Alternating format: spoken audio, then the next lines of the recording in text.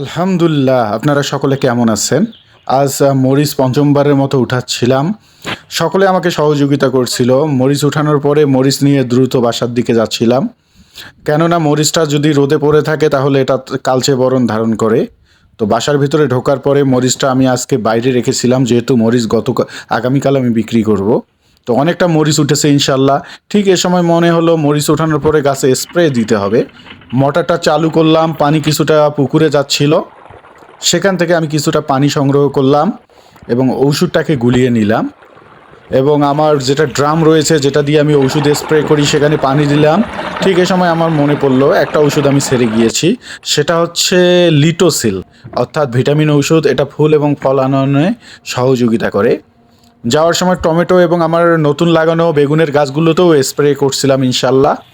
এবং কয়েকটা বাজার থেকে নিয়ে আসা বাঁধাকপি আমি পেঁয়াজের জমিতে অর্থাৎ কর্নারে লাগিয়েছিলাম, সেখানেও স্প্রে করলাম। এরপর মরিচের গাছে আমি স্প্রে করলাম যেন ছত্রাক আক্রমণ না করে। টোটাল 3 মণের মতো মরিচ উঠেছে ইনশাল্লাহ। সকালবেলা বুধা ভাই আমি ভ্যানে করে মরিচ নিয়ে চলে গেলাম বাজারে।